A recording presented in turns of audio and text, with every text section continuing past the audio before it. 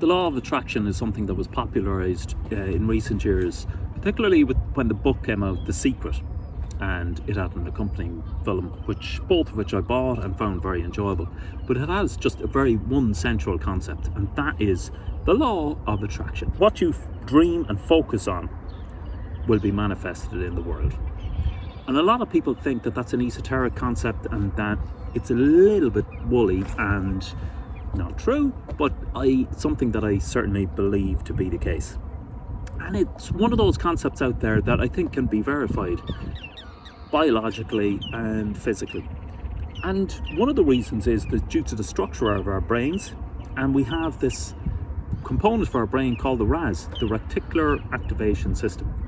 And I've talked about NLP here on a previous video here, and NLP does look at this RAS, particularly the Reticular Activation System, because it's crucial to our understanding of how our brain works.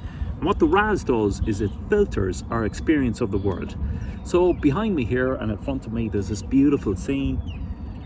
There's birds singing, beautiful sights of the sun setting behind me.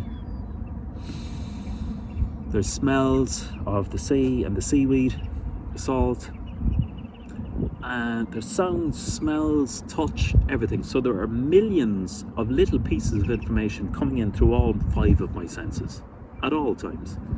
And my brain in the RAS, has to delete, distort and generalize a lot of that. In fact, almost all of it, in order for the brain to be able to process the amount that is important to us. So what the RAS will do is it's a filter and says what is important to me right now, and it will discard all of the rest. So if I'm looking for the beauty of it, then I'll see the beauty of it out there. If I'm looking for the danger, I'll filter that experience to see that there's a danger of drowning here, that there's a danger of me getting sunburnt or blind by looking at the sun, and my entire experience will be completely filtered by the beliefs and the attitude that I am in at that time. And I think that's the law of attraction of working. If I am focused, not consciously, but unconsciously, on a particular thing that I want, which I think will improve my life and the lives of others, then I will start seeing that everywhere. And it's not just in a kind of a literal sense of seeing a van going around saying holidays to Brazil. It's about the entire experience, not just in sight, but sounds and smell. About the entire experience of life will be filtered towards what is important to you. And I think that is very effective. And it's one reason why it's a salutary lesson that what we are focusing on, we will tend to deliver in our life. And there's been a lot of kind of hocus pocus over the years with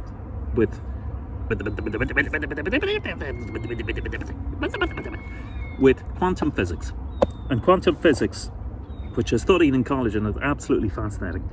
And a lot of it blew apart conventional physics and classical physics at the time, because it said that everything in the world is in flux and it's impossible to predict the location of subatomic particles, and that there's uncertainty in everything. And that was extrapolated to higher kind of levels, and saying that life in general is uncertain. And some of that was kind of abused, and some of it was people use outrageous claims as a result of it. But the central tenet is true, that life is about uncertainty, and it's about flux in energy and changing energies. It's about us tuning into the right form of energy, and there's a certain amount of physical truth to that. Also, there is the aspect that we only see a tiny amount of the electromagnetic spectrum. So the electromagnetic spectrum varies from gamma rays all the way down to very short rays like radio waves, and we only see a tiny visible spectrum of that. And we sense the heat from infrared rays and that, but the rest of it we don't see.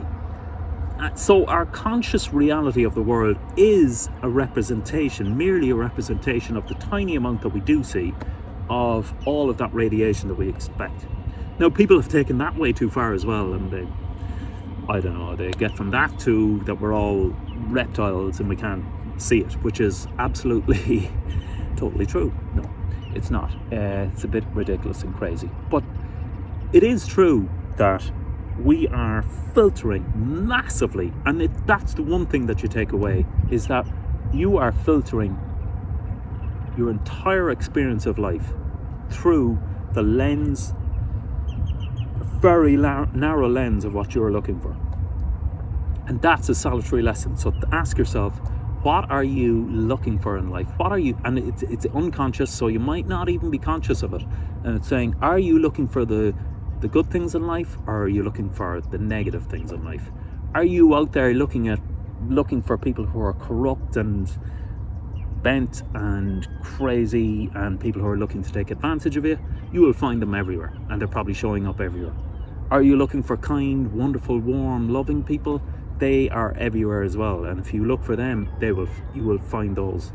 Are you looking for fun, happiness, beauty, nature, excellence, absolutely wonderful experiences? They're out there. Are you looking for danger? That's out there too. And it's your choice to embed that within your unconscious. And remember that this is a complex process, in that it's not about just putting it consciously into your head. I'm going out there to find something that's nice. If it's unconsciously in your head, and I've done a video about the conscious mind versus the unconscious mind on this channel. If it's unconsciously within you, deep within you, that you might not even realize, then that is going to do the filtering without you even realizing it.